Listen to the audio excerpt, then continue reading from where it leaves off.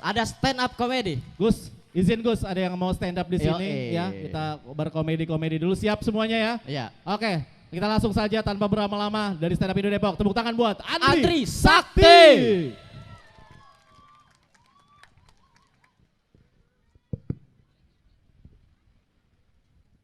Bismillahirrahmanirrahim. Assalamualaikum warahmatullahi wabarakatuh. Selamat malam semuanya. Assalamualaikum Gus Imin, luar biasa. Izin ya Gus mau stand up dulu. Saya adalah komika dari Depok. Tapi tenang aja, saya nggak seceroboh komika dari Lampung ya. Tenang aja, tenang. Santai aja. Dan saya senang banget ada pasangan namanya Anies dan Muhaimin. Cocok. Yang satu akademisi, yang satu kiai. Luar biasa. Dan saya harap kalau mereka terpilih bisa merubah kota Depok. Biar nggak percaya sama babi ngepet lagi. Tapi sebelumnya boleh dong minta tepuk tangan untuk acara Selepet Imin, luar biasa.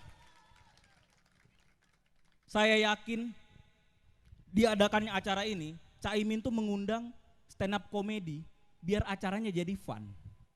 Dan saya percaya banyak komika-komika yang mau tampil stand up komedi di panggung ini. Satu-satunya yang nggak mau tampil stand up komedi di sini paling cuma Inaya Wahid ya. Nggak bahaya Taja. Tapi kata orang tak kenal maka tak sayang. Makanya perkenalkan nama saya Andri Sakti, gimana udah mulai sayang? Oh nggak secepat itu ya. Ya udah kita kenalan lebih jauh lagi. Saya senang banget sama pasangan ini karena pasangan ini tuh pasangan yang cerdas gitu. Kebetulan saya juga orang yang cerdas. Saya orang yang gemar membaca. Makanya tadi sebelum kesini saya mampir dulu ke toko buku. Cuma saya dibohongin sama penjualnya. Saya mau beli majalah Hai, majalah remaja. Pas saya baca kok isinya ceramah-ceramah agama. Ternyata yang dikasih majalah Hai orang-orang yang beriman. Mau saya omelin takut berisik kan ada majalah bobo. Tapi kayaknya majalah Hai orang-orang beriman tuh cocok dengan profesi saya. Karena saya ini adalah karyawan staf di Sekolah Islam Al-Azhar Kemang. Masya Allah. Masya Allah. Sebuah sekolah Islam elit di Kemang. Mahal emang biaya sekolah di sana, tapi nggak apa-apa. Harga yang mahal sebanding dengan kualitas pendidikan yang diberikan. Cuma saya agak dilema kerja di sana. Karena lokasinya. Ada sekolah Islam di Kemang. Jadi siang hari saya ketemu uhti lagi belajar mengajar. Malam hari saya pulang melewati jalanan Kemang yang penuh tempat-tempat dugem. Cewek-cewek seksi berkeliaran, astagfirullahaladzim. Sebagai karyawan sekolah Islam ternama saya nggak pernah tergoda masuk tempat-tempat seperti itu ya.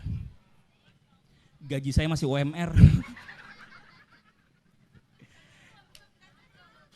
Ya gaji saya masih UMR, wajar karena saya masih bawahan di sana. Bahkan gaji saya sama uang jajan anak Al-Azhar masih gedean uang jajan mereka. Anak Al-Azhar nih kalau mau jajan di Kemcik, di Kemang Village, saya kalau mau jajan di Tahan, ya Allah. Puasa lagi. Dan anak Al-Azhar juga suka teledor. Barang-barang berharganya suka ditaruh sembarangan, handphone, laptop taruh aja di meja. Tapi saya nggak pernah tergoda untuk mengambilnya karena saya percaya apapun yang kita lakukan selalu ada yang mengawasi amal perbuatan kita dari atas sana. CCTV banyak ya di Al-Azhar. Cuma yang saya suka dari Al-Azhar Kemang, di sekitarnya banyak diskotik, santai.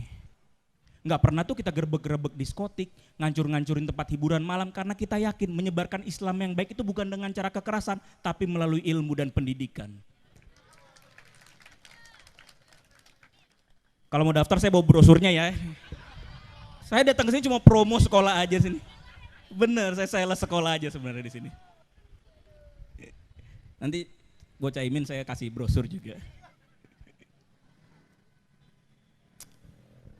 Sebagai karyawan sekolah Islam, mendukung Anies Muhaimin adalah resiko pekerjaan saya.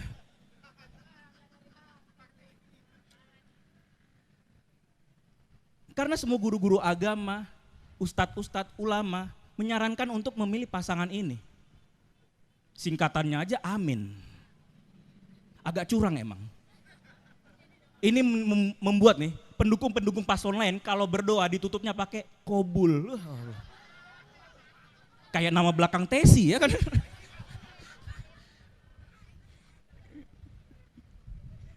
Dan banyak yang bilang katanya pasangan Amin ini curang karena pakai politik identitas. Menurut gua ya wajar. Wajar rakyat pengen tahu identitas pemimpinnya kan. Lagian kan ini juga dilakuin sama calon-calon lain yang masuk tayangan azan.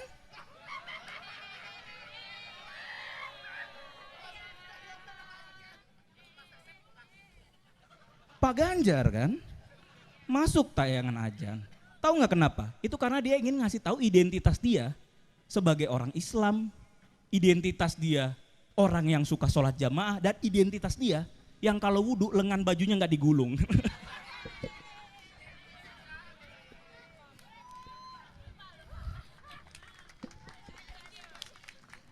Emang dia abis kelar sholat lepek bajunya ya.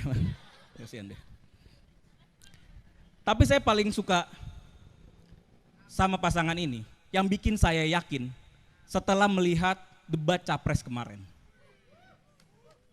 Pak Anies Baswedan deliverynya bagus banget.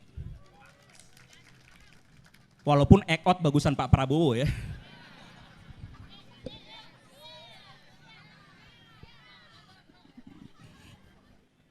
Dan di debat kemarin saya juga ngelihat Pak Ganjar adalah pemimpin yang pemikir.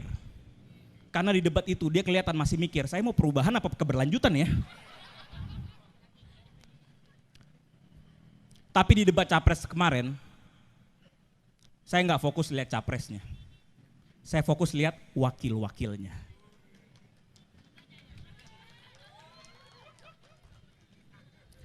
Pak Mahfud MD kalem, diem-diem aja.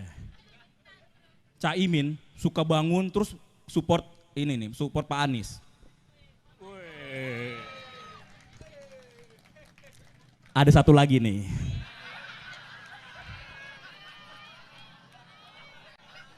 Dia yang paling semangat.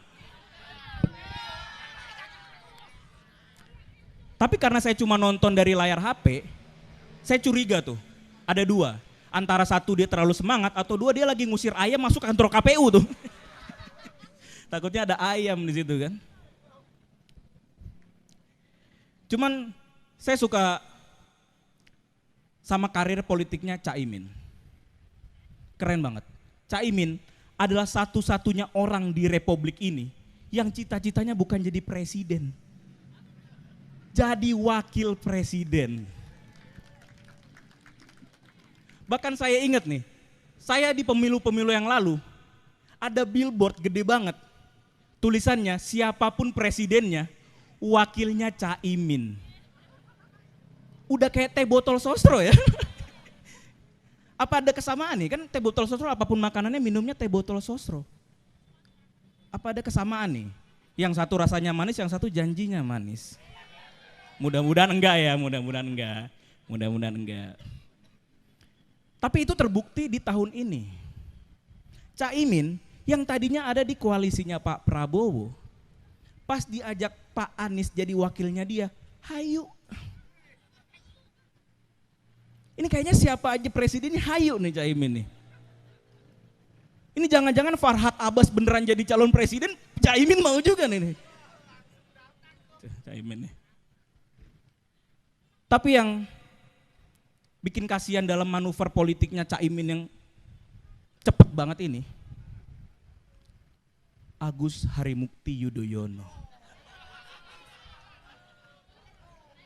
Sekian lama PDKT, udah naruh foto berdua di billboard seluruh Indonesia, datang pelakor.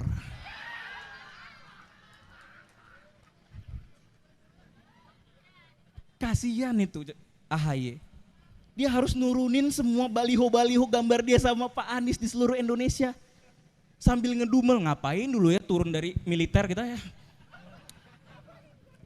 Kan kita anak muda gak siap. Ngelihat Pak SBY nyanyi lagu Tip X kan. Gara-gara Caimin nih kita jadi harus dengerin itu. Tapi satu hal yang pengen saya sampaikan pesan kepada anak-anak muda yang mendengarkan ini. Bolehlah calon-calon pemimpin kita di atas tuh berdebat, bertarung wawasan, bertarung gagasan. Tapi untuk kita-kita yang pemilih ini, santai aja, jalanin pemilu dengan damai, jangan berantem. Santai. Karena siapapun yang menang pemilu, yang kalah jadi menteri. Itu aja dari gua, Andri Sakti, thank you semuanya. Mantap sekali Andri Sakti, thank you, thank you. Andri Sakti, gue cuma mau ngingetin bahwa program Amin salah satunya adalah Hotline Paris. Iya. Jadi kalau kenapa-napa bisa langsung dipakai programnya pertama Bang Andri ya. Ada Hotline Paris bisa ada langsung. pengacara gratis. Berani banget loh. Betul, Padahal betul. lagi live. Ini tuh live di mana aja? Ada Metro ada ya? Ada. Satu lagi? Kompas live juga ya? Kompas ada kan? Kompas. Iya. Kompas. Kompas nih. Kompas. Gimana sih Kompas ini? Kompas. Kompas bagus. Di sini mah Kompas bagus. Apa maksudnya nih Kompas nih? Terima kasih Kompas. Terima kasih Kompas. Bagus Kompas. Terima kasih sudah melive-kan acara ini. Terima kasih Kompas. Mantap. Tapi langsung aja, tanpa berlama-lama dong kita. Ya. Mumpung tadi udah stand up, langsung kita tanya. Langsung kita tanya dan selamat datang sekali lagi Gus Muhaimin di Kota Depok. Selamat datang di Kota Depok yang katanya kota blimbing. Blimbing apa? Enggak, blimbing doang. Ya. Langsung saja ya. Who is Muhaimin? Muhaimin Iskandar.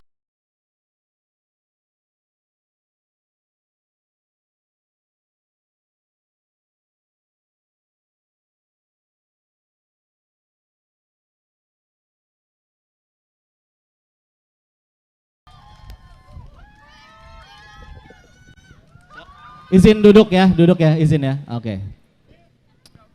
Ya. Ada mic lagi satu? Ya. Oke. Hah? Nggak apa-apa ini biar kita sama rata sama rasa aja ya. Duduk kita sejajar. Agak enak Gus.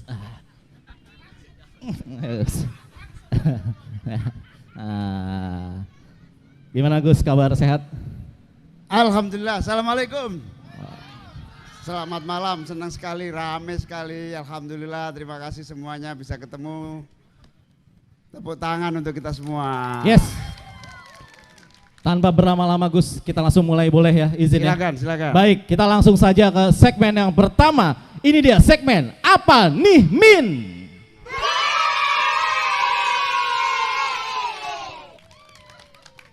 Ya, jadi ini adalah pertanyaan dari moderator dulu sebelum ke warga lokal Depok ya. Jadi siapkan pertanyaannya yang pedes, yang keras ya dari warga Depok. Tapi ini dari moderator dulu. Nanti Gus Imin diberikan waktu 2 menit untuk menjawab pertanyaan dari kita. Pertanyaan yang pertama, Gus, katanya kalau PKB menang, bensin bakal digratisin. Kalau nggak gratis aja ngantrinya panjang ya, apalagi gratis. Saya suka kasih yang kiri, wah ternyata cepat yang kanan nih, yang kiri gitu ya. Pernah ngerasain ya? Nah, itu bener nggak Gus? Silakan dijawab, waktunya 2 menit. Ya, ini ada kesalahpahaman. Jadi yang kita sedang evaluasi adalah subsidi BBM yang selama ini tidak tepat sasaran. Sehingga yang membutuhkan BBM itu banyak sekali yang sebetulnya tidak mampu tetapi membutuhkan subsidi itu tidak tersalurkan sampai sasaran yang tepat. Nah, yang disebut gratis atau yang disebut dengan harga semurah-murahnya, syukur-syukur sebetulnya dihitung beberapa untuk nelayan, BBM untuk nelayan itu bisa sampai gratis. Tapi yang paling pokok adalah untuk motor dan orang-orang yang mau mengakses pekerjaan tetapi tidak memiliki kemampuan untuk sarana transportasi yang memadai, kita memberikan apa yang disebut sebagai harga khusus. Nah, harga khusus itulah yang subsidi total, di mana orang-orang yang paling miskin mendapatkan harga yang paling murah, dan bahkan untuk nelayan yang benar-benar membutuhkan BBM solar secara gratis. Kira-kira begitu. Oke, sudah terjawab. Gimana Ji? Ya. Tapi apa yang kesebar yang BBM gratis Gus? Ya, itu salahnya mana ada orangnya nggak di sini. Salahnya jubirnya yang ngomong gitu. Wah. Bukan maksudnya. Ya gimana ya? Ya gimana sih? Ya pokoknya intinya itu tadi sudah maksudnya Ya, nggak jadi, semuanya ya, tapi pasti janjinya nggak mungkin muluk-muluk dan pastinya ditepati semua ya Gus ya. Oke, tepuk tangan dulu jawaban Gus Imin sudah terjawab. Gus, itu siapa? Mau Aji dulu atau? Aku dulu lah. Oh, oke, Gantian boleh. lah. Oke, siap. Iya, soalnya aku dengar lagu Jingle Amin. Oke. Yang Amin. Nah, Nih, wah ada siapa nih di sini nih yang suka? nih, ganti. Wah, kita disabotase nih. Cak, gimana, Cak? Oke, nah jadi di situ aku kan penonton konser nih. Suka banget aku nonton konser. Di situ ada lirik konser di lapangan desa, bisa nonton konser di setiap lapangan desa, nggak perlu ke Jakarta. Nah ini boro-boro di lapangan desa gitu. Di Depok aja kita mau nonton konser harus ke Jakarta, Cak. Gimana itu? Iya, jadi sebuah konser itu bisa dilaksanakan apabila ada infrastruktur pendukungnya. Apa itu? Baik itu situasi transportasinya, lapangan dan gedung yang tersedia, juga keamanan dan kebutuhan listrik yang memadai. Intinya adalah setiap lapangan desa harus menjadi pusat inovasi dan kreasi kaum muda. Tetapi yang paling pokok nanti setiap ibu kota provinsi dalam waktu 5 tahun harus menjadi Jakarta kecil yang siap melaksanakan konser. Nah itu di setiap ibu kota provinsi. Di setiap ibu kota provinsi kita bikin sarana dan prasarana yang memadai sehingga konser apapun bisa dilaksanakan, siap di misalnya di Banjarmasin, siap di Makassar, apalagi di berbagai kota-kota provinsi harus siap. Nah sementara yang disebut di lapangan desa itu adalah bagaimana agar setiap desa memiliki sarana inovasi, kreasi, pertunjukan dan untuk ekonomi kreatif yang menumbuhkan inovasi dan semangat untuk mengekspresikan daya cipta dan daya seni. Nah karena itu kita ingin menghidupkan lapangan-lapangan bola di seluruh desa dan wajib hukumnya tiap desa satu lapangan untuk kemajuan olahraga dan hobi kita.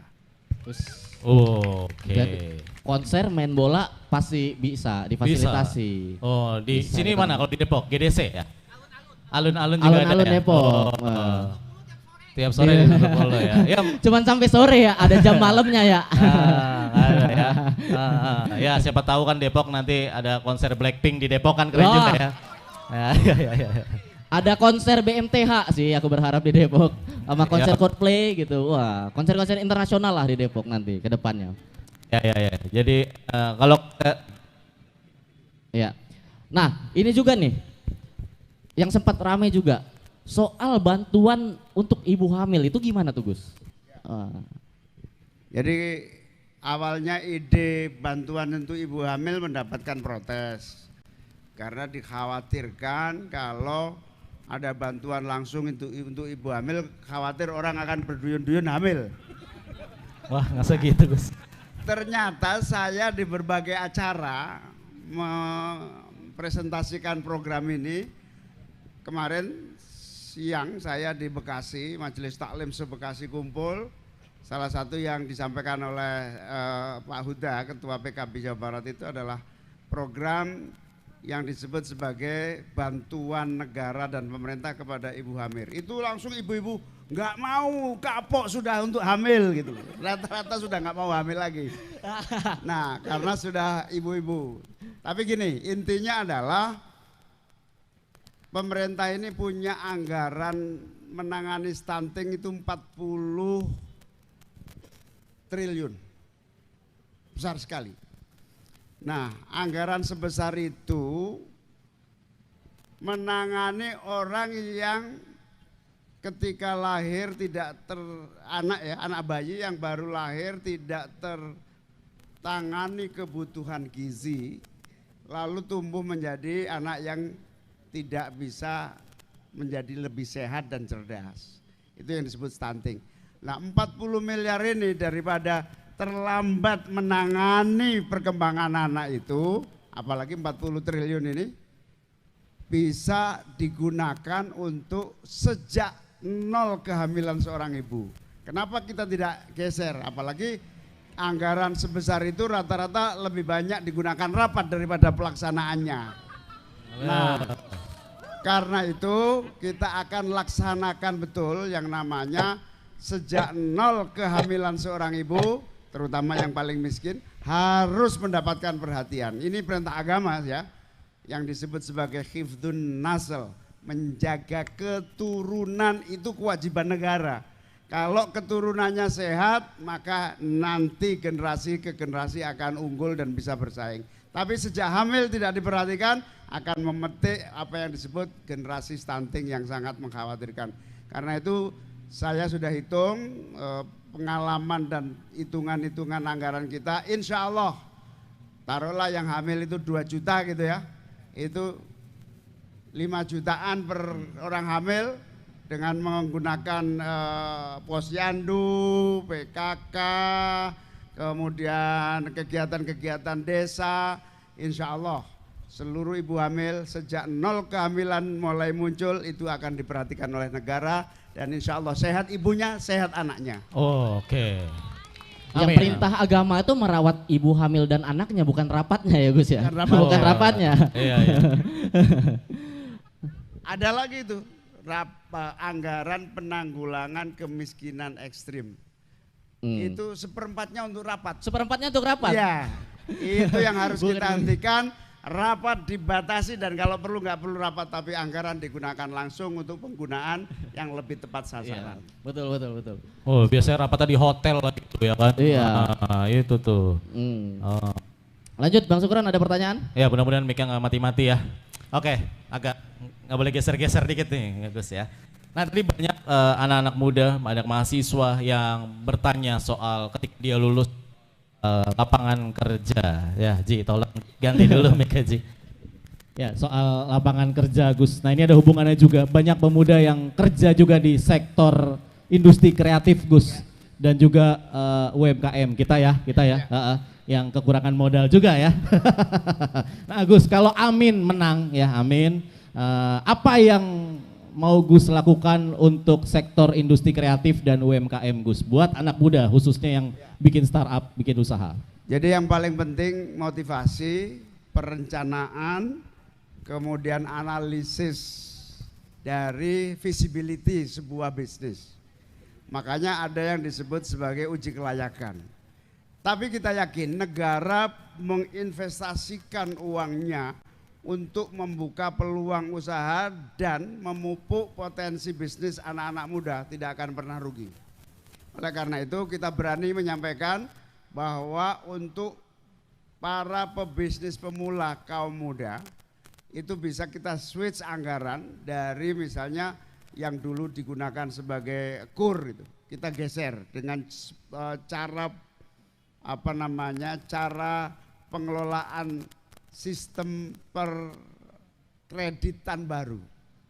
Nah dalam hal ini insya Allah kalau 10 juta perintisan bisnis dengan tentu saja visibility-nya yang ketat ya, 10 juta per bisnis awal, apalagi kalau beberapa pelaku bisnis bergabung dalam satu koperasi yang menjadi satu semacam advisor, semacam visibility kolektif gitu. Satu pebisnis pemula bisa maksimal 10 juta rupiah tanpa agunan dan tanpa bunga. Yang penting biasanya ibu-ibu yang sukses itu, sukses bisnis di UMKM itu lebih bertanggung jawab mengembalikan kreditnya dibanding yang kredit besar-besar. Jadi perbankan itu sukses justru di tingkat bisnis kecil. Karena pengalaman itu sudah berlangsung di India, namanya Garment Bank yang ada di India berhasil. Kemudian kita juga melihat berbagai kegiatan BMT yang berhasil memberi kredit kecil itu kita ambil ke negara dengan sebagai contoh insya Allah kaum muda yang mau berbisnis maksimal 10 juta tanpa agunan, tanpa bunga bisa memulai bisnis itu. Dari 10 juta? 10 juta. Sampai berapa Gus? Maksimal 10 juta. Maksimal 10 juta. Oh, 10 juta bisnis. Ya lumayan, tepuk tangan dulu Gus Imin. Tuh bisa tuh bisnis kecil-kecilan kayak cireng ready say ya. Ada ibu-ibu baru biasanya bisnisnya cireng-cireng gitu ya kan. Ya. Tapi dari tadi Gus Imin kalau kita perhatiin ngomongnya soal ngeluarin duit, terus yang ngeluarin uang, terus Gus ya. Kayak tadi program ibu hamil angkanya gede 40T, terus tadi maksimal 10 juta. Nah, program-programnya berhubungan dengan uang, ngeluarin uang. Nah, pertanyaannya adalah dari mana uangnya? Ya. Nah, dari mana tuh Gus? Takutnya kan kalau ini janjinya Gus uang nanti ada janji ke pihak lain juga atau gimana kita? Saya itu dari 1999 sudah jadi anggota DPR, bahkan sudah jadi pimpinan DPR RI. Ya. Jadi tahun 99 masuk langsung jadi pimpinan DPR RI, sehingga saya tahu persis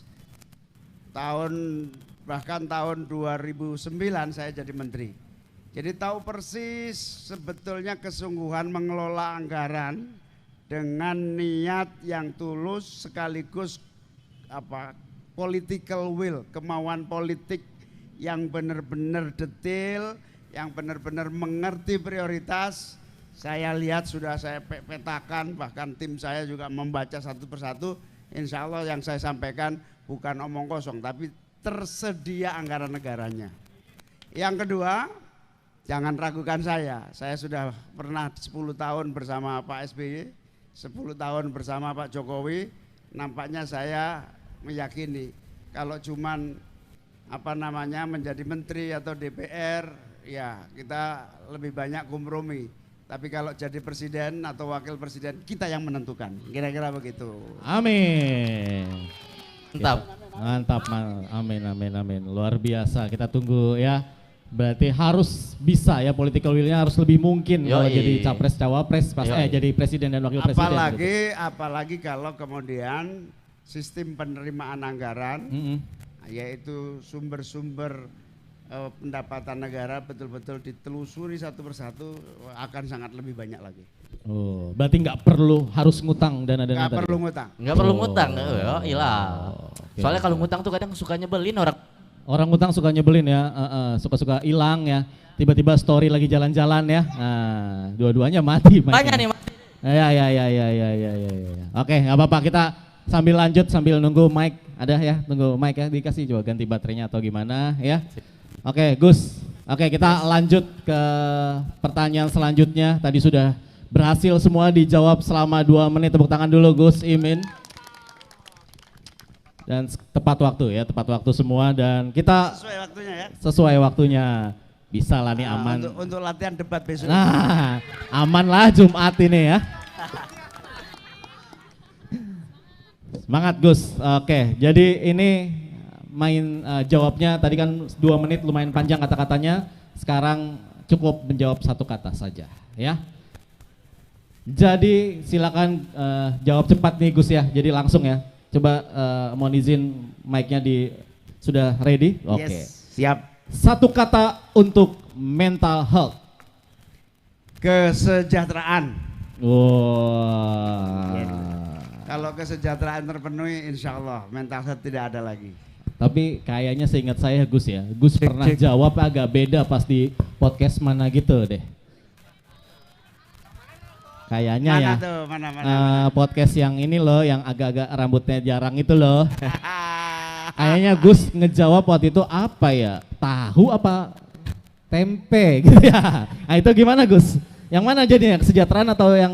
Ya, jadi karena waktu itu, jadi intinya adalah bahwa akar masalahnya bukan di mental health-nya. Akar masalahnya adalah beban hidup yang berat, suasana transisi ekonomi yang tidak memberikan peluang yang baik.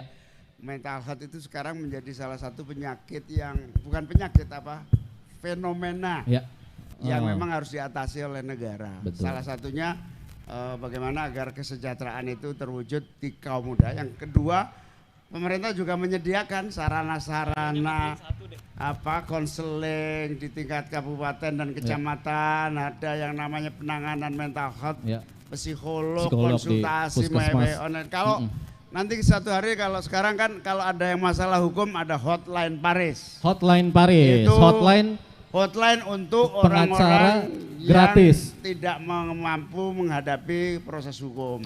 Karena ada bantuan negara. Itu gratis. Gratis. Nanti juga ada psikolog yang hotline juga. Oke. Belum tahu namanya ya. Belum tahu Kita namanya. cari artis yang psikolog siapa yang harus ya. Kalau hotline Paris kan pengacara gratis karena gratis ya. Paris itu singkatan pengacara gratis. Pengacara gratis. Kalau bayar 2.000 hotline parkir berarti ya. Ya, oke. Lanjut ya kalau begitu Gus. Lanjut. Sambil nunggu mic. Aji agak gabut juga ya dia gara-gara mic ini ya. Gak apa-apa Gus, kita lanjut. Nah ini kan kita lagi ada di kota kesayangan kita ya. Satu kata untuk Depok. Depok. Apa ya? Ayo. Ayah ojak. Ada dua. Ya. Serius Gus, serius. Masa ya ojak? Iya sih, ada Ayu Ting Ting di sini. Iya. Tapi Bapaknya Ayu Ting Ting. Iya. Masa ya ojak? Macet. Tadi ada dari Sawangan ya. Berapa jam dari Sawangan? Dari subuh tuh katanya ya. Subuh juga tetap macet ya. Serius Gus? Udah itu benar macet. Wah, kenapa macet tuh? Ada nggak harapan solusinya sebagai warga Depok ya? Kita macet terus ya kan? Apalagi Sawangan tuh Gus. Apa harus ditambahin flyover lagi? Di sini ada underpass ya. Di sini ada underpass Gus di Depok. Baru tuh. Nah saat peresmian pada nonton Gus. Cuman masalahnya aspalnya masih basah. Nah, jadi banyak sendal jepit anak-anak pada nyangkut ya. Oke, udah itu ya berarti ya jawabannya ya. Macet ya, semoga ketika Amin menang Depok lancar. Amin. Nggak ada lagi ya. Oke. Sekarang lanjut satu kata untuk Mbak Rustini. Bojoku itu. Kalian nggak tahu ya, itu istrinya Gus Imin. Istriku itu satu kata, puisi. Wow. Dia adalah puisiku. So sweet. Mau dong pernah Gus bikinin puisi atau Iya, dia kan atau dibacakan dia puisi? kan aku selepet dia dengan puisi. Wah. Ada. Iya. Aji udah bisa mic ya? Gantian nih, biar. Udah. Wih. Ini satu kata favorit aku nih. Dalam beberapa hari terakhir ini. Satu kata untuk etika. Etika. Wes. Gak bahaya ta? Gak bahaya kok, kecuali saya kasih mic nih. Ada Kompas ya. Oke Gus. Oh iya ini live Kompas ya. Iya, agak hati-hati Gus ya. Supaya nggak ada yang tersinggung ya. MK. Nggak tersinggung jawabannya. Gus Imin ini memang luar biasa deh. Langsung ya. Ini terakhir. Ini terakhir, habis itu kita langsung masuk sesi Siap ya tanya pertanyaannya jawab. ya? Iya. Siap ya? Siapin ya semua ya. Nanti mudah-mudahan kebagian Ini. semua. Nggak mungkin sih, tapi mewakili setidaknya. Oke. Terakhir satu kata untuk debat cawapres. Wih, akhirnya yang ada itu Gus. Ya. Satu kata. Satu kata. Deg-degan. Kenapa deg-degan Gus? Soalnya tiga-tiganya deg-degan semua itu. Pasti deg-degan ya. Kayaknya kalau Gus Imin harusnya nggak deg-degan, yang lebih deg-degan yang lain deh. Ya. Nggak kita semua ya nontonnya Iya deg-degan iya yang gitu. yang nonton maksudnya. Mm-mm. Lawan yang paling berat siapa Gus? Aduh, emang boleh tanya begitu? Emang ada di skrip tuh. Beberapa hari ini wartawan ngejar pertanyaan Pertanyaan itu. itu ya. Iya. Mana lawan yang berat? Nah, saya susah menjawabnya ini karena kalau dijawab salah nanti ya sudah saya bilang sama-sama beratnya. Sama-sama berat. Atau berat untuk diri sendiri juga Gus ya? Menahan agar tidak keceplosan gitu juga kan berat ya. Nah bagus, tapi tadi menahan agar tidak keceplosan. Berarti ya semuanya berat lah ya. Iyalah semuanya pasti berat lah. Ya. Yoi. Kita langsung nih berarti. Berarti Langsung lanjut kita ya. lempar ke warga Depok nih, anak muda Depok. Warlock ya, kita Yoi. kasih kesempatan untuk pemuda-pemuda Warlock Depok. Yoi, kita langsung masuk ke segmen selanjutnya. Jawab Min.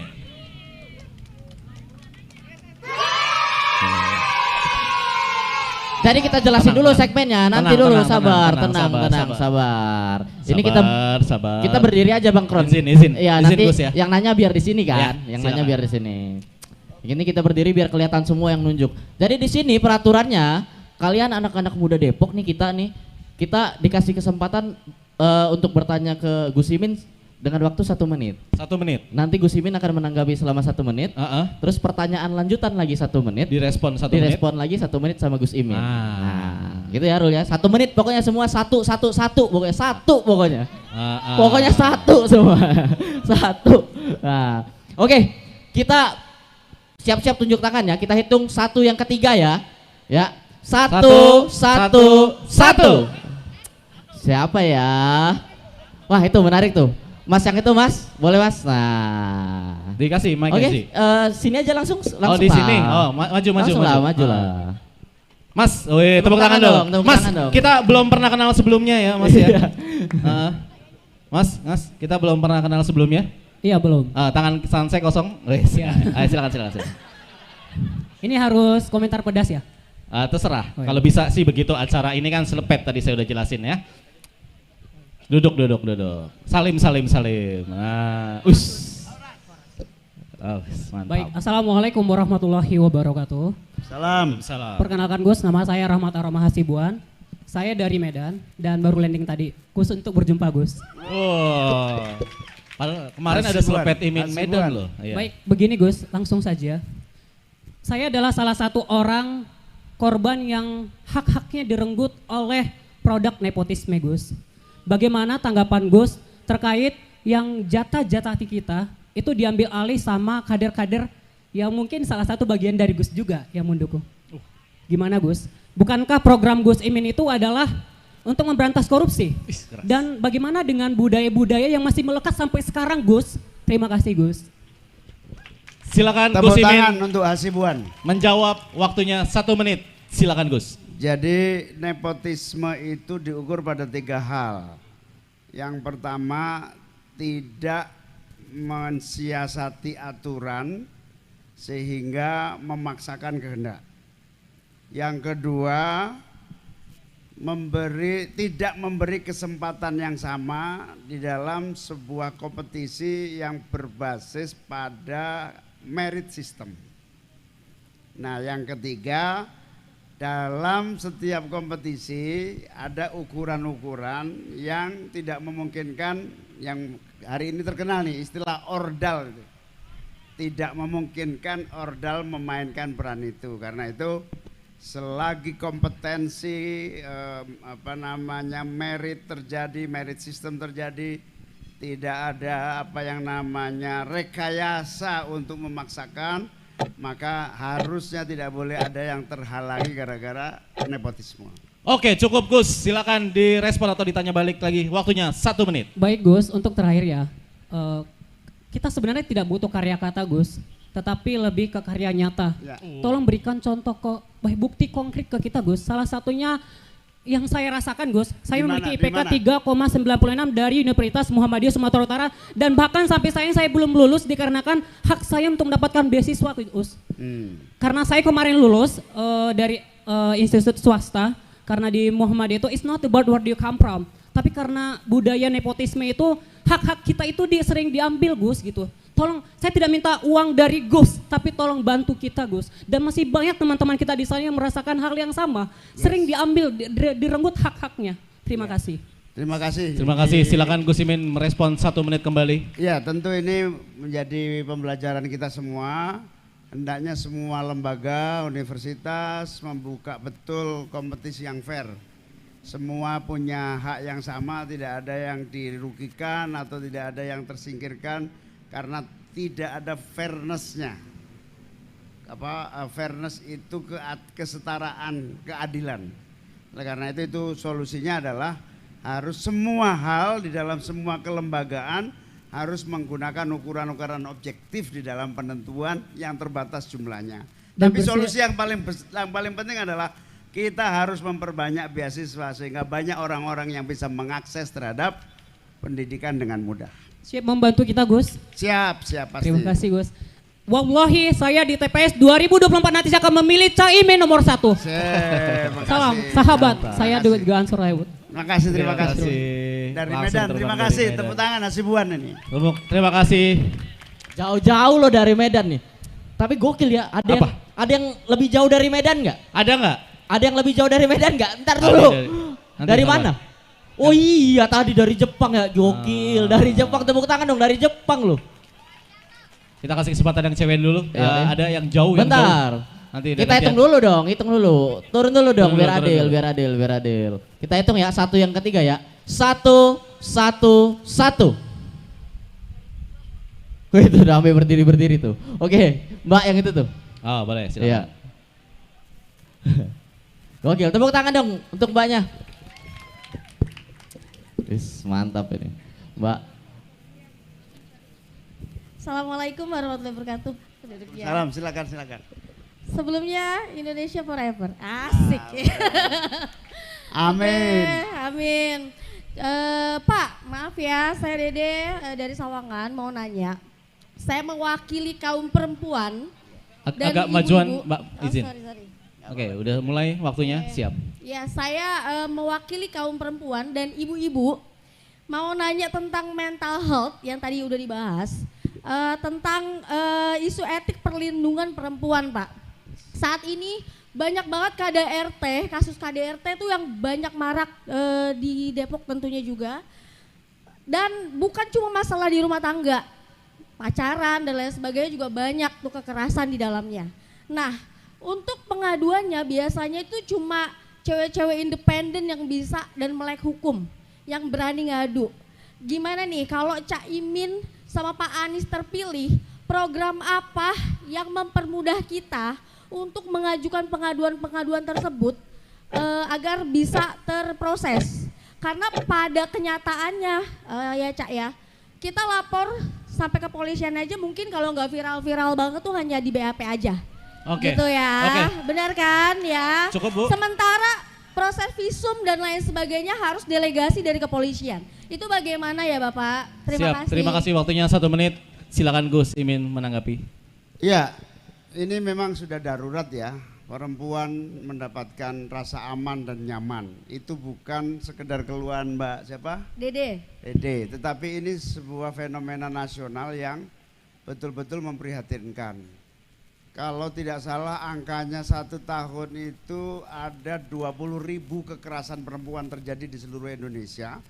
Dan ini membutuhkan tidak saja apa yang kita sebut sebagai tindakan represif keamanan. Ada 3 tindakan sebetulnya. Tindakan preventif aparat keamanan, tindakan penegakan hukum oleh para pihak termasuk pengacara, kita harapkan hotline Paris nanti itu salah satu yang kedua ini. Dan yang ketiga tindakan cepat secara represif dari aparat. Nah 3 tindakan ini sekarang ini agak longgar karena beberapa syarat untuk kecepatan itu belum terpenuhi.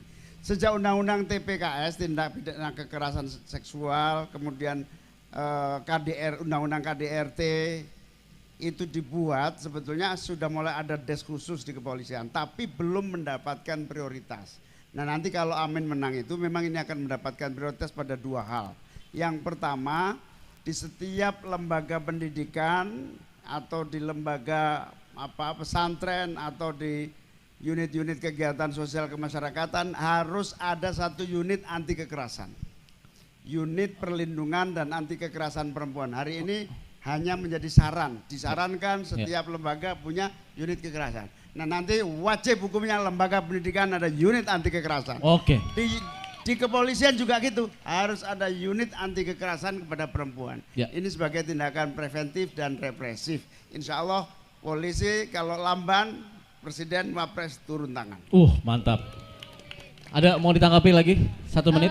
Tindakan nyatanya langsung Pak, kalau untuk kita yang memang agak takut buat melapor itu gimana Pak? Apa mungkin RT-nya dikasih apa lagi biar ngebantu warganya buat nggak takut buat ngelapor apa gimana Pak? Karena kalau lembaga-lembaga itu kan biasanya sekarang pun udah banyak sebenarnya gitu. Bukti nyatanya, realitanya buat kita biar nggak takut ngelapor itu gimana gitu Pak? Ya, ini silakan. Ujung tombaknya adalah aparat penegak hukum. Makanya nanti kalau Amin menang, aparat penegak hukum kita beri kemampuan dan kecepatan responsif secara khusus karena ini sudah darurat kekerasan pada perempuan. Satu. Yang kedua, sosialisasi di masyarakat supaya seluruh aparat pemerintahan daerah, aparat kecamatan, aparat desa, semua menjadikan ini sebagai respon cepat di dalam menangani itu. Tentu sistematis harus dilakukan, tetapi seperti halnya penanganan terhadap kasus-kasus penindasan kepada kasus hukum, maka darurat kekerasan kepada perempuan ini memang harus ada langkah-langkah extraordinary dari aparat penegak hukum dan pemerintah daerah setempat. Baik, terima kasih jawabannya Gus Imin dan pertanyaan Mbak Dede. Terima kasih, mudah-mudahan puas menjawab. Sama-sama, Oke. puas. Insya Allah nomor 1 Bapak. Ya. Terima kasih Mbak Dede. Sampai ketemu lagi. Terima kasih semuanya. Weh, sekali lagi tepuk tangan dong. Wih, keren banget ini, mantap Ya. banget. Mantap. Mantap Keren. pertanyaannya, Yoi. pedas sekali ya, Pedas. keras sekali. Oke, gantian dong, abang dong sekarang yang milih. Aduh, Yoi. aku orangnya gak ini banget Yoi, ya, langsung tapi lah, hitung lah. bismillah lah ya. Oke, hitung ya. Siap-siap, turun dulu. Tenang dulu. 1, 1. Waduh, saya bingung tadi. Nah itu tuh, Mas yang pakai shell itu. Ya, nah, ayo, silakan Mas, maju ke depan Mas. Udah siapin kan pertanyaannya? Nah, lagi winter kayaknya di Depok nih. Ayo silakan.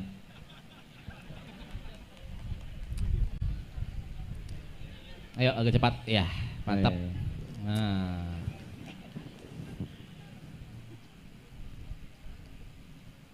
Oke, masih sama, diberikan waktu 1 menit, Mas. nanti ditanggapi oleh Gus Imin 1 menit.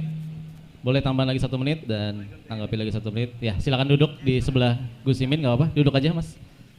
Di beanbag itu. Nah, iya. Ini kameramen muat gak ya saya? Muat, aman. Masuk TV, iya, aman. Iya. Oke, silakan. Waktu Ya. dimulai dari sekarang 1 menit. Sebelumnya Silakan. mau bantuan dulu nih buat teman-teman gitu. Petir bukan sembarang petir. Petir menyambar rumah si Rahman. Terima kasih buat yang sudah hadir. Indonesia sejahtera bersama, amin. Ya. Tadi Rahman Mas. Oh, Tadi itu amin. pantunnya. Nggak apa-apa, aman kok. ya. Lanjut.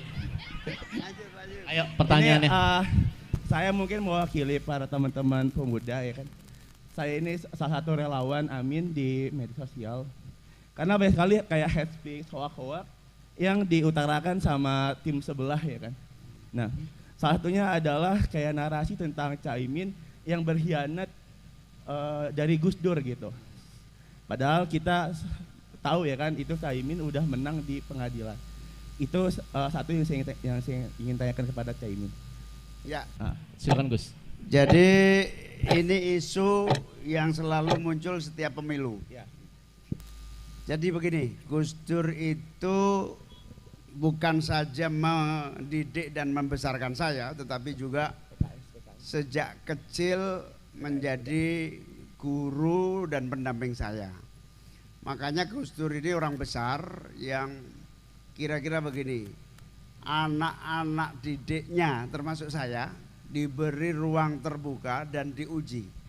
Cara ngujinya apa? Setiap ketua umum PKB selalu dipecat oleh Gus Dur.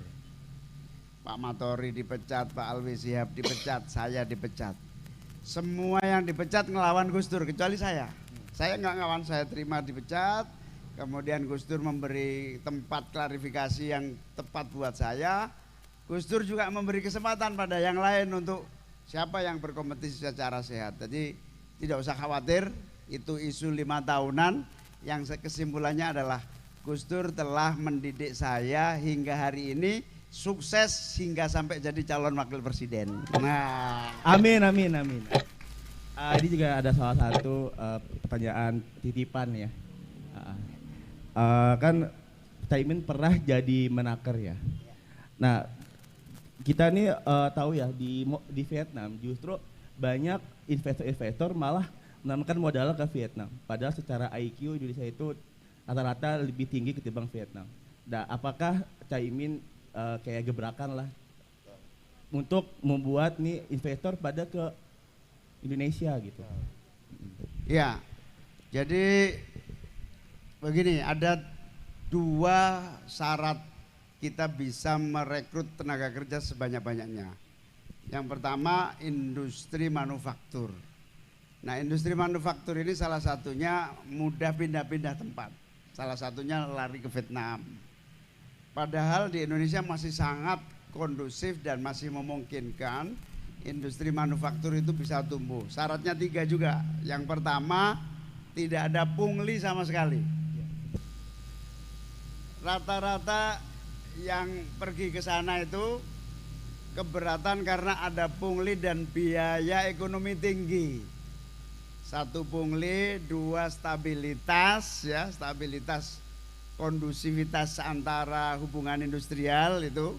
Nah, itu kuncinya 1. 3 pihak, buruh, pemilik perusahaan sama pemerintah itu harus duduk satu meja, kondusif. Tripartit ini harus duduk bersama sehingga memungkinkan solusi bersama yang membuat kondusif. Jadi pertama tidak ada pungli sama sekali, hukum harus tegak. Nah, yang kedua tripartit harus kondusif. Nah, yang ketiga memberi insentif sebaik-baiknya. Insya Allah amin menang, kita buka manufaktur sebanyak-banyaknya. Manufaktur, amin. Terima kasih sebelumnya untuk Caimin. Terima kasih. Terima kasih. Ini relawan yang menghadapi betul serangan buzzer yang lain. Biar tahu jawabannya dong. Oke. Bang MC boleh nambah. Terima kasih banget. Hah? Boleh nambah nggak 1 lagi? Nambah. Ini warteg Mas. Nanti aja. Nanti ya lain kesempatan. Tepuk tangan dulu ya. Kita masih banyak soalnya teman-teman yang lain. Namanya Oke. siapa? Fajar, makasih Fajar, ya Fajar. terima kasih Fajar. Salah satu guru juga gitu. Makanya Siap, Ya, Fajar. terima kasih Fajar. Terima kasih Mas Fajar. Oke. Oke. Wakanda nomor Indonesia forever. Wakanda nomor ya. Oke, Oke, lagi mungkin ya. aku mau request boleh Ji. Apa? Karena kan Jumat debat ya. Yoi. Pertanyaannya terkait soal ekonomi, ada yang siap gak? Yes. Nah, boleh nggak? Gimana Gus? Oke. Ya udah, Kakak silakan deh, boleh. Nah, langsung aja. Karena agak-agak menggebu-gebu ya, nggak apa-apa. Silakan. Ya, saya izin berdiri ya, Cak Imin, supaya dilihat juga oleh teman-teman semuanya. Oke. Assalamualaikum warahmatullahi wabarakatuh. Perkenalkan, nama saya Tiara Mas Rifa Lubis, saya dari Universitas Muhammadiyah Profesor Dr. Hamka dan juga Ikatan Mahasiswa Muhammadiyah. Sebelumnya saya minta izin kepada kakak moderator, mohon berikan waktu paling tidak 2 menit kepada saya untuk menyampaikan gagasan ini. Karena kami semua kan di sini kan forum demokrasi. Teman-teman ini semuanya, apa yang kami sampaikan itu adalah masukan terhadap forum ini. Jadi kalau semisalnya dibatasi oleh waktu, semuanya itu tidak tersampaikan. Siap, apalagi Mbak. bertemu dengan Caimin kan tidak mudah. Siap, Mbak. Ya, terima kasih juga kepada Al Mukarram Caimin sudah hadir bersama kami pada kesempatan ini. Gagasan yang ingin saya sampaikan, saya tidak ingin menanyakan, tapi saya ingin mengadu gagasan. Oke, saya disuruh duduk Caimin, sebentar, saya duduk dulu. Duduk nggak, biar agak tenang dikit kita. Oke. Sebenarnya begini Caimin. Indonesia 2024 atau yang sering kita dengar Indonesia Emas 2045 itu adalah, menurut saya itu adalah halusinasi atau mimpi di siang bolong. Seperti yang kita tahu, penduduk Indonesia ini didominasi oleh generasi milenial dan juga generasi Gen Z. Hampir semuanya 10 juta rakyat Indonesia ini didominasi oleh generasi dua kelompok tersebut. Tapi kalau yang bisa kita lihat, hampir semuanya itu adalah bentuk keuntungan untuk bangsa atau justru bagian daripada yang bisa menjadi beban negara, termasuk dari fungsional dan kualitasnya. Seperti yang kita lihat, kalau misalnya kita lihat dari kualitasnya, sekarang ini ada riset terbaru tentang bagaimana masyarakat itu mengerti dan memahami realitas atau kenyataan dengan baik. Semuanya itu hanya 0,0% dari apa yang sudah ada, dari masyarakat yang sudah ada ini. Apalagi generasi sebelum-sebelumnya, semuanya itu bisa kita katakan hampir sangat tidak mungkin masyarakat ini berpikir secara realistis. Dan juga tambahnya adalah generasi sebelum-sebelumnya. Mungkin itu lebih parah. Tapi yang jelas selanjutnya adalah ada idegium dari yang pernah saya baca, itu adalah seorang guru yang kencing berdiri akan melahirkan murid yang kencing berlari. Orang tua atau generasi, orang tua atau guru yang tidak mampu berpikir untuk baik akan melahirkan generasi yang tidak mampu untuk berpikir dengan maksimal atau secara kualitasnya sesuai dengan kemampuan gurunya. Seperti yang dikatakan oleh Alan Todd. Sebentar ya Mas. Udah 2 menit tapi. Sebentar Mas. Seperti yang dikatakan oleh negarawan dan juga politisi Inggris. Alan Todd itu mengatakan masyarakat yang sakit akan melahirkan pemimpin yang sakit atau generasi yang sakit. Sampai hari ini, detik ini, tidak ada satupun tokoh yang memikirkan permasalahan ini dengan serius. Betul? Tidak ada satupun tokoh yang memikirkan permasalahan ini dengan serius. Dan juga apalagi selanjutnya adalah bagaimana ya, sebentar teman-teman. Selanjutnya adalah bagaimana setiap permasalahan ini tidak ada tanggung jawabnya atau juga referensinya kepada kami dari tokoh-tokoh, dan juga hanya sekedar, apalagi tokoh-tokoh yang terkenal, hanya sekedar intelektual entertainment atau sekedar intelektual entertainment atau sekedar intelektual masturbation, atau yang pada akhirnya menjadi hanya romansa. Baik. Ini terakhir, ini berhubungan dengan capres, terakhir. Ada gagasan Caimin, bukan gagasan Caimin, ada gagasan paslon nomor 1, terutama Caimin, tentang akan memberikan ruang dan kesempatan kepada kami generasi muda untuk ikut membangun generasi bangsa ini, terutama di daerah pedesaan, seperti yang dikatakan oleh Caimin pada suatu media kemarin. Nah, tapi terutama di bagian intelektual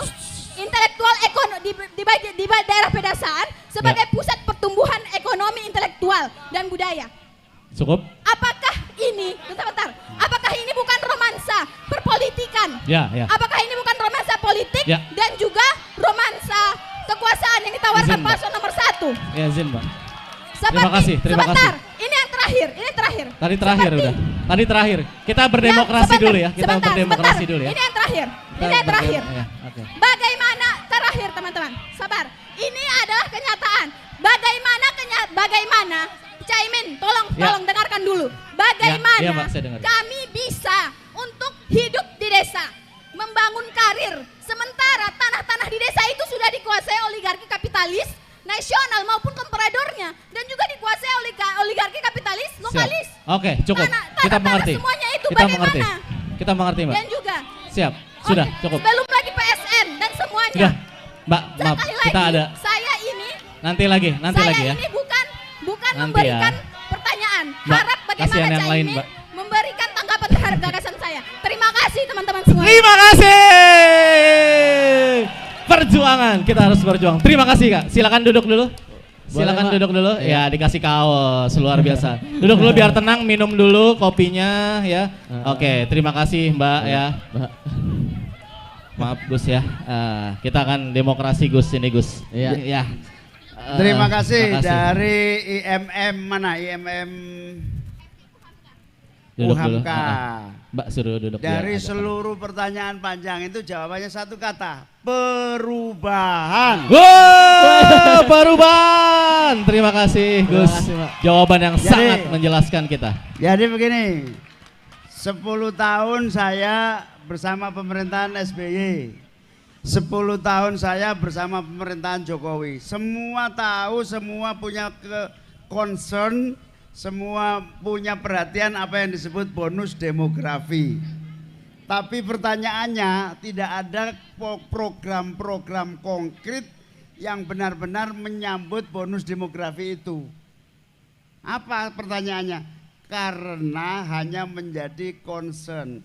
Yang dibutuhkan bukan concern, tapi betul-betul political will, kemauan politik yang bagi saya, amin, Anies Muhaimin menyatakan bahwa negara mengeluarkan anggaran untuk kaum muda adalah investasi yang akan menghasilkan banyak hal. Baik, terima kasih. Perubahan. Yes, Oke, cukup lah ya. Cukup ya.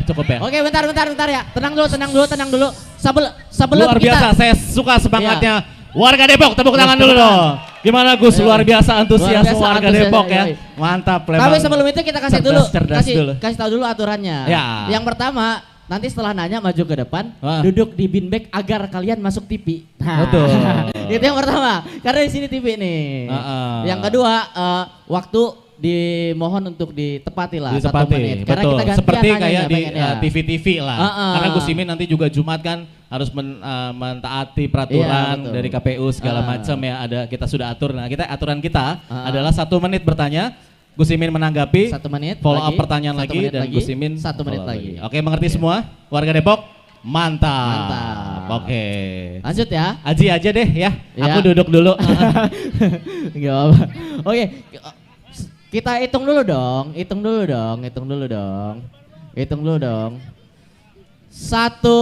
1, 1. Oke, duduk biar kelihatan duduk. Dari belakang. Itu tuh, yang jauh tuh. Yang jauh. Kan gantian dekat, jauh gitu. Wah. Oke. Silakan. Mau di mana? Boleh? Nggak apa-apa, terserah. Nih, di situ nggak apa-apa. Di sini aja nggak apa-apa. Oh, di situ nggak apa-apa. apa-apa. Sini aja Mas. Nggak mau di sini Mas. Oke, di situ deh. Saya suka nih bajunya. Keren bajunya. Oke Gus, perkenalkan nama saya Dika. Saya kebetulan Dika Gustiana. Saya karyawan swasta dari Jakarta. Saya kan dari tadi Gus bilang terkait sama mau biayain A, biayain B. Basically kan itu kan kayak spending dari pemerintah ya Gus. Tapi di satu sisi kan kita lihat pendapatan kita masih rendah Gus. Salah satu ukurannya kan dari GDP tax to GDP ratio ya Gus. Mungkin Gus tahu kan? Kan tax to GDP ratio kita itu tuh 10%. Sedangkan rata-rata Asia Pasifik itu tuh 19-20%. Sedangkan kalau rata-rata G20 itu tuh sampai bahkan 25%. Pertanyaan saya, kalau nanti Gus kepilih jadi presiden, wapres bersama Pak Anies, strategi apa yang bakal Gus lakukan supaya untuk meningkatkan tax to GDP ratio? Karena secara teori itu kan udah banyak ya Gus caranya. Tapi mungkin lebih ke political will-nya aja sih, gitu. Thank you Gus. Bagus. Ini bahasa sederhananya begini. Tugas negara ini adalah bagaimana agar dompet rakyat terisi, penghasilan rakyat itu meningkat. Satu-satunya cara agar penghasilan meningkat, terbuka lapangan kerja, terbuka peluang usaha, terbuka dan kesempatan luas buat tumbuh kembangnya ekonomi produktif.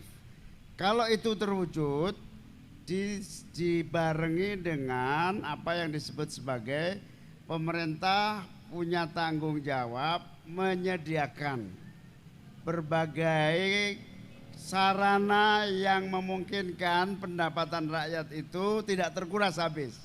Artinya apa? Peningkatan pendapatan rakyat sekaligus biaya murah hidup yang tercapai, kesehatan murah, pendidikan murah, fasilitas transportasi publik murah, dan berujung pada apa yang disebut masyarakat memiliki tabungan. Nah, di situ akan mempengaruhi yang disebut persentase dari setiap ukuran-ukuran kemajuan sebuah bangsa. Insya Allah kita yang disebut kemajuan itu bukan sekedar kemajuan fisik, gedung yang mewah, bandara yang megah. Itu ya penting. Ya. Tapi kemajuan yang paling pokok adalah kemajuan pendapatan rakyat, sekaligus rakyat bisa menabung akan hasil yang diperolehnya dalam setiap pendapatannya. Oke, silakan Mas menanggapi, waktunya 1 menit kembali. Sorry ya Gus ya, kalau agak keras. Sebenarnya jawaban Gus tadi mungkin iya secara konteks secara besar gitu kan. Mungkin saya ingin lebih nembak Gus aja sih. Kan kalau di beberapa negara tuh mereka ngasih kewenangan lebih besar kepada Kementerian ngasih wewenang yang lebih besar kepada Kementerian Keuangannya. Contoh Italia itu punya angkatan perang sendiri kan Gus. Mungkin dari segi kebijakan kayak Amerika tuh berani untuk ningkatin pajak ke orang-orang yang kaya. Kalau pertanyaan saya Gus berani nggak nanti bakal ningkatin pajak untuk orang kaya, ningkatin pajak penghasilan untuk korporat, ningkatin pajak untuk orang-orang konglomerat. Itu aja sih Gus, simpel. Terima kasih. Silakan Gus, waktu 1 menit. Jadi salah satu kemampuan pemerintah untuk menyediakan sarana yang murah, transport publik yang murah, kesehatan yang murah, pendidikan yang murah adalah karena kita punya penghasilan yang besar. Nah, salah satu visi misi Amin yang kalian bisa baca juga adalah bagaimana pajak terlaksana secara adil. Kenapa? Ya yang orang kaya harus dipajakin jauh lebih besar dibanding kelas menengah. Semakin kaya semakin besar pajak progresifnya. Dan kita ingin yang kaya-kaya yang besar-besar kita pajaki dengan baik, dengan besar juga. Yang menengah turun, kelas menengah ini pajaknya turun, kelas yang atas pajaknya semakin meninggi. Insya Allah penghasilan negara, Kementerian Keuangan akan anggaran terpenuhi dengan baik. Oke, cukup. Ada apa? Oh mungkin Gus. Terakhir aja. Mungkin kalau misalnya nanti itu saya mudah-mudahan Gus berani gitu bikin peraturan yang misalnya untuk orang-orang pendapatan 100 miliar ke atas. Pajak penghasilannya harus dibuka ya Gus, jadi kita semua bisa akses. Berani Gus kalau kayak gitu? Harus berani, namanya perubahan kok. Oke, terima kasih Mas. Silakan, terima kasih, pertanyaan luar biasa dan agak tepat waktu, mantap. Oke.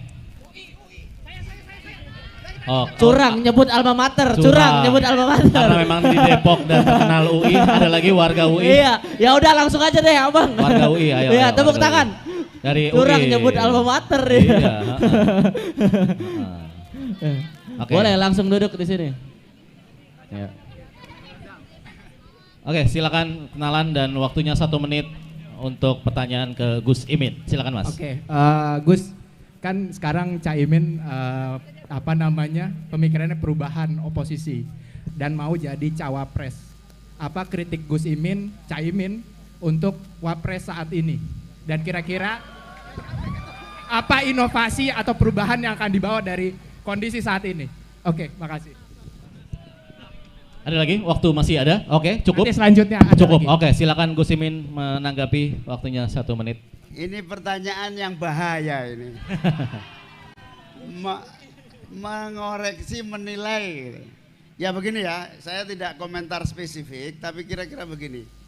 Kenapa saya dan Mas Anies bertekad bulat maju dan takdir membawa saya dan Mas Anies pada satu titik untuk masuk pada tema besar perubahan. Karena apa?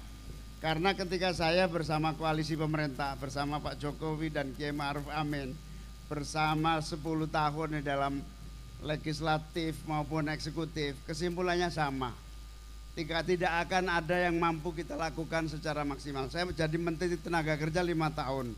Banyak hal yang masih bisa kita lakukan untuk menolong dan membantu tenaga kerja kita supaya mendapatkan hak-hak normatifnya, sekaligus mendapatkan ruang kerja yang betul-betul sesuai dengan apa yang menjadi harapan tumbuh kembangnya produktivitas tenaga kerja kita.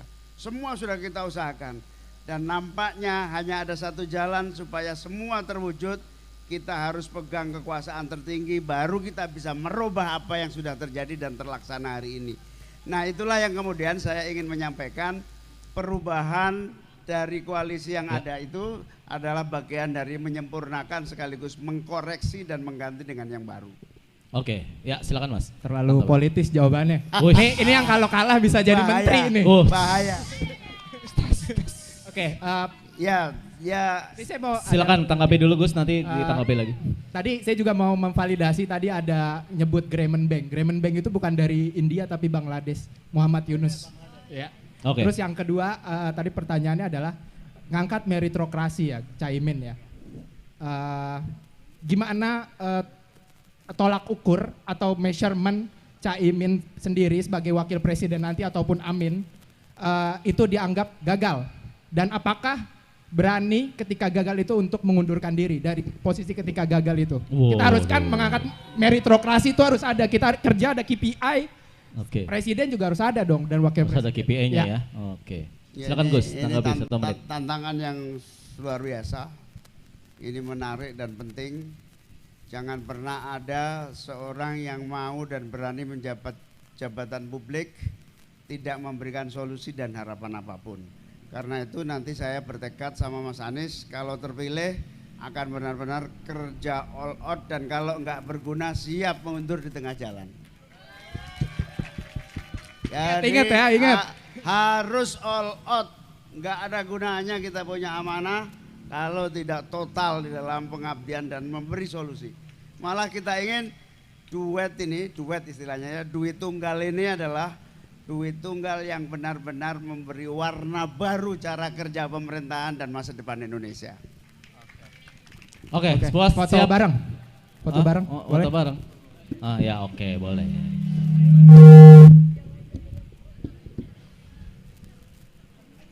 Oke, kita sambil ini aja. Iya, nggak apa-apa. Sambil ini aja sambil. langsung, siap-siap. Tenang, Turun harap dulu tenang dong. dulu, duduk dulu, duduk dulu, Turun duduk dulu, dong. duduk dulu, Turun duduk dulu, dong. duduk dulu, Turun dulu dong. Turun dulu dong. Duduk dulu, duduk dulu. Mantap. Oke ya, kita hitung sama-sama ya. Mm-mm. 1, yang Mas adil Haji, dong, Mas Haji turun ini. dong, turun. Turun dulu, turun dulu. 1, Turun dulu, turun dulu. 1. Depan ya. Ini deh, Mbak ini boleh? Ya, boleh Mbak. Sama, satu, enggak. Oh, Tepuk beda. tangan untuk Mbaknya. Oh, iya. Mas tadi keren juga tuh. Ini tadi video tadi tuh disimpan orang langsung tuh buat stok suatu saat nanti kan. Buat stok Nggak suatu tahu saat sih. nanti. Iya. Oh iya mic Oke, lupa siap saya. ya. Oke. Oke, sama seperti tadi waktu 1 menit nanti ditanggapi dan bergantian selama 1 menit, dan waktu 1 menit dipersilakan oleh Mbaknya.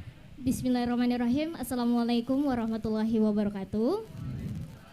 Perkenalkan, nama saya Lulu Tasnim Priandani, saya dari Kota Depok, Tegar Alam. Di sini Pak, saya singkat aja pertanyaannya.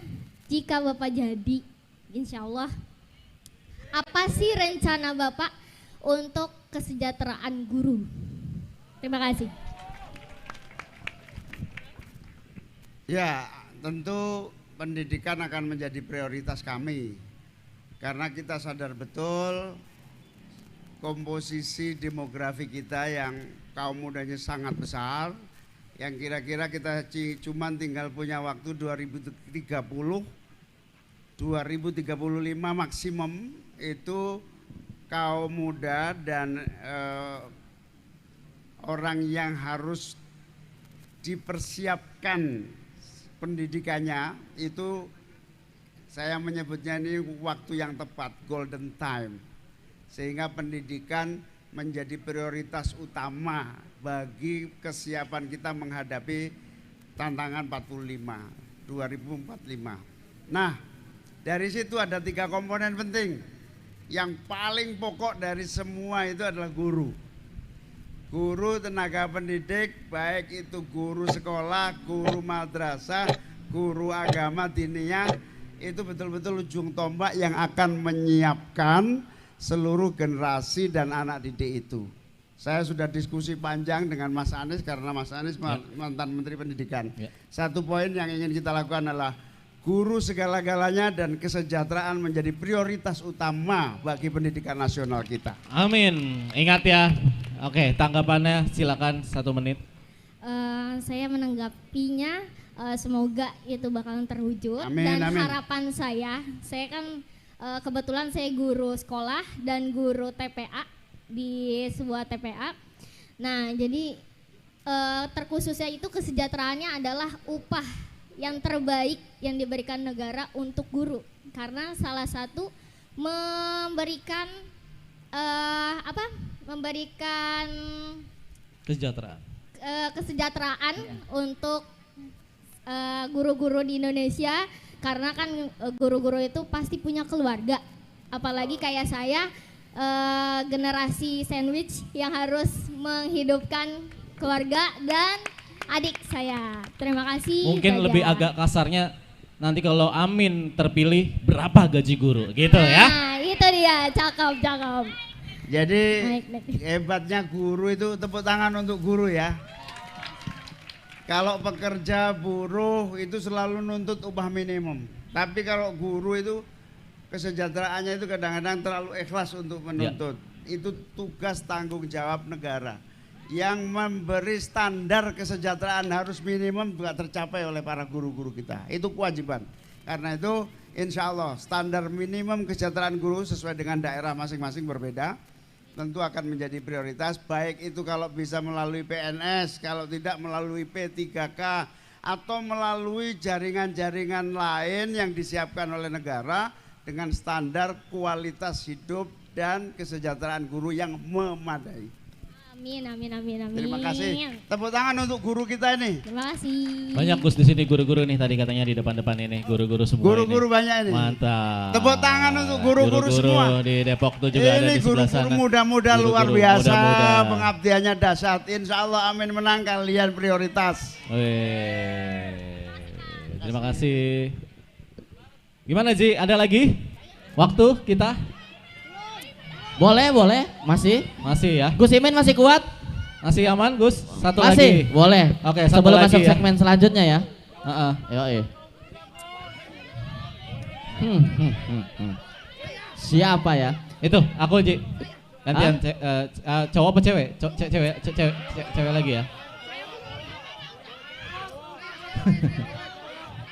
Ibu ini aja nih, ya. Boleh ya? Inian aja lah, iya. Paling Yang mana? jauh. Oh ya, paling jauh aja. Oh ya, boleh deh. Dari Jepang. Dari tepuk Jepang tangan. ya? Oke, boleh. Tadi boleh. dari Jepang. Dari Oke. Jepang, Gus. Mahasiswa Iya. apa gimana? Oh, apa? Handphone yang ketinggalan, catatan. Wes. Dari mana ini? Oh iya. Silakan diambil mic-nya. Langsung ya ke pertanyaan 1 menit, dipersilakan, nanti Gus Imin menanggapi 1 menit juga secara bergantian. Silakan. Assalamualaikum warahmatullahi wabarakatuh. Selamat malam Wakil Presiden 2024. Sebelumnya saya minta maaf, pakaian saya mungkin kurang sopan, tapi itu menunjukkan orang yang selengean kayak saya itu tapi masih peduli dengan masa depan bangsa. Oke, lanjut ke poin pertanyaan saya, Bos.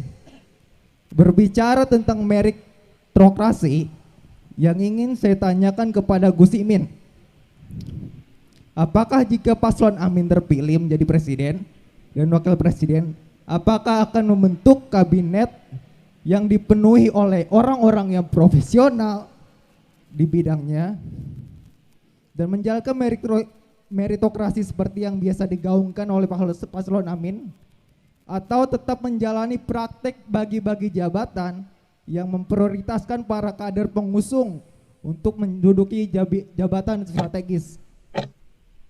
Dan seperti diketahui Gus Imin adalah ketum partai.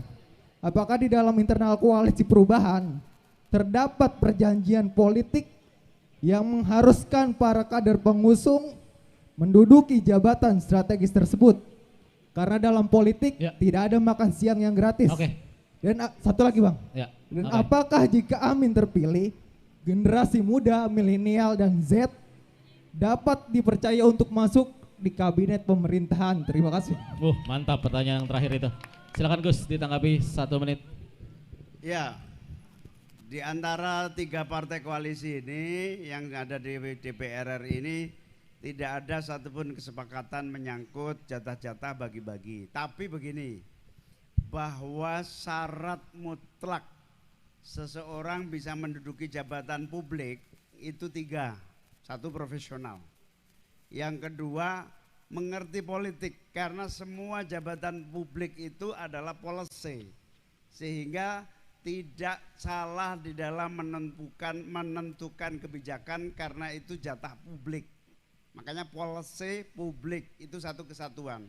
Jadi profesional, mengerti posisi publiknya, pertanggung jawab publiknya, dan yang ketiga tentu harus mengelola dan memimpin kementerian secara merit system.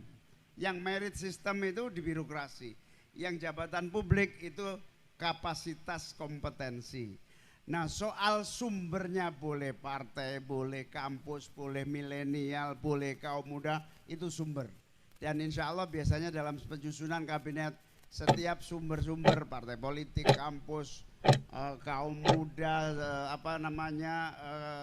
kewilayahan, pemerataan, tapi semua syaratnya tetap 3. Profesional, mengerti kebijakan publik atau policy publik, dan yang ketiga menjaga kementerian tidak dipolitisir atau tidak dimanfaatkan untuk kepentingan pribadi atau politik. Oke, terjawab sudah, silakan tanggapi.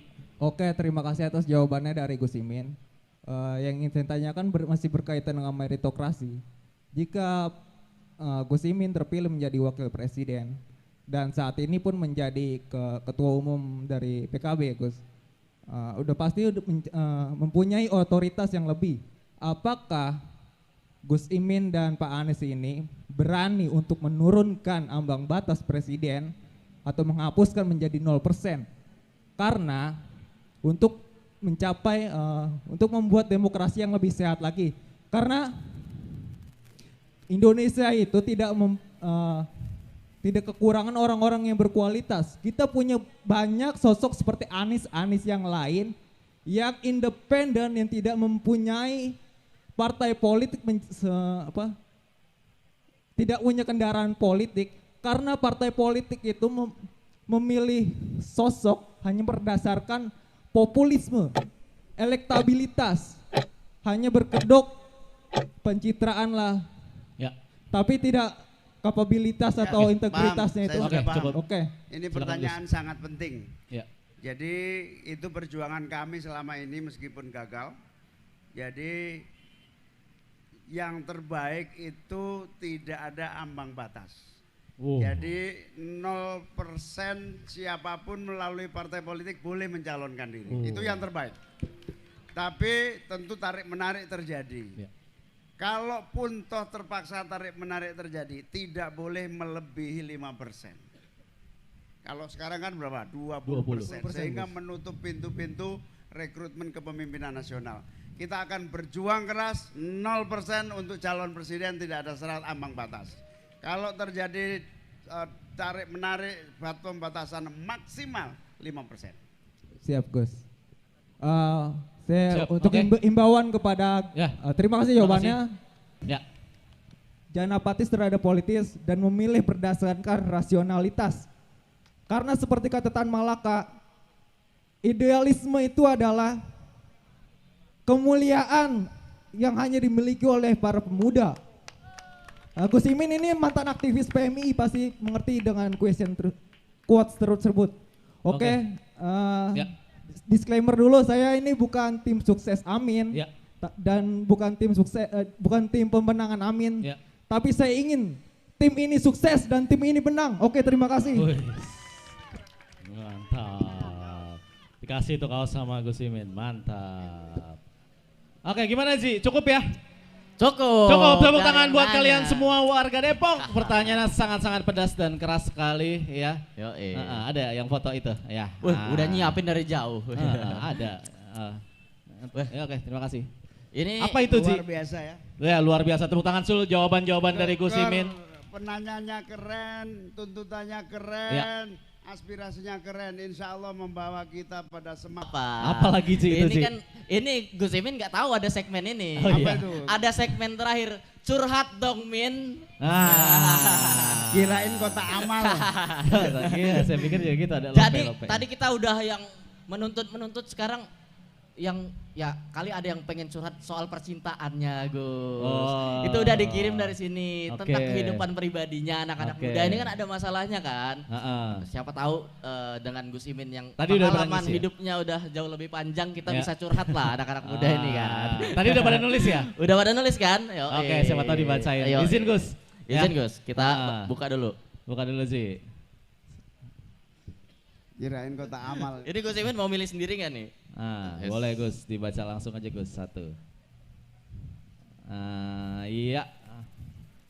Oh, bukan curhat ini. Apa tuh? perubahan, amin, menang. Bukan curhat tapi menyemangati ini. Iya. Nggak ada Ji, Nah, coba bukan Ji ya. cari yang curhat-curhat Ji. Agak lama nih ya. Ngisi tadi, ngisi. Ada yang curhat-curhat tadi. Sticky Ada note yang curhat? Ada, ya. Berjanjilah dan tepatilah, insya Allah. Bagus. Kayaknya nggak cukup lah kalau curhat segitu doang kayaknya ya. Iya, kertasnya kurang besar ya. Usah A4, A5, A2. Jangan pilih. Jangan apa itu? Nggak kebaca juga. Sambung tulisannya Gus. Jangan pilih pelanggar etik. Waduh. Ini ini baca doang ya? Iya. Ini baca doang ya. Mentang-mentang nggak nulis Ya. nama kalian berani ya? Tulisannya dijelek-jelekin supaya nggak ketahuan. Ada nggak sih? Lama banget kertas lu pegang. Nggak ada yang curhat personal. Nggak ada ya. Ya udahlah. Semoga keadilan bisa dihadirkan untuk semua orang. Amin. Amin. Ini pesan-pesan kita semua nih. Semoga bisa menjangkau pihak-pihak yang belum tersosialisasikan dan dapat terpilih menjadi presiden dan wapres. Amin. Amin. Jadi Selepet Imin ini udah ini berapa? 3 kota ya berarti ya. Semoga Ya. biaya pendidikan lebih murah. Nah, Ini agak personal nih. Dibacakan Gus. Tentang Bisa nggak? hobi. Harapannya di tahun berikutnya di bidang olahraga voli semakin diperhatikan oleh masyarakat pemerintah Indonesia. Insya Allah voli. Udah? Ini dibandingin ini lebih banyak yang tulisannya nggak kebaca. Agak cepat-cepat kali tadi ya. Karena buru-buru dan kecil ya ini. Iya. Ini kita besarin nanti. Semoga keadilan bisa dihadirkan untuk semua orang. Saya mau ke situ cuman kabelnya enggak Semoga hari ini Tuhan mengabulkan Semua doaku. Nah, mantap. Amin ya rabbal alamin. Ternyata isinya mayoritas harapan dan kesamaan kita mewujudkan cita-cita. Weh. Terima kasih. Tepuk tangan untuk semua. Ini warga Depok keren-keren banget. Keren banget lah. Namanya juga KTP saya Depok kan. Nah, ini terakhir kita harus menutup dengan biasa. Kita Selepet Imin ini selalu ada template kan. Oke. Kita akan bareng-bareng ngomong kata-kata hari ini. Ya, kalian semua Iya. bilang kata-kata hari ini dong Gus. Seperti biasa, udah siap kamera? Kamera Kita siapin dulu kameranya. Nah, kalau lihat ada yang follow Gus Imin, Caimin Now di Instagram, nah itu sering tuh kata-kata hari ini dong Gus. Nah, ini kita todong Gus Imin untuk mengucapkan kata-kata hari ini spesial di Depok, ya. Siap semua? Oke. Ya, Oke, kita ke arah penonton ya, jadi ya. Jadi Udah? masuk aja Mas, sini Mas, ngomong Mas. Sini aja sini. Agak backlight dikit. Kita bikin Oh. konten. Ya, ayo. Iya. Gus, Jadi mohon nanti izin, Gus. Sini. kita hitung 1, 2, 3. Kita sama-sama, jangan 1, 2, 3 dong. 1, 1, 1. Ya. Habis itu kita sama-sama bilang kata-kata hari ininya Gus. Oke?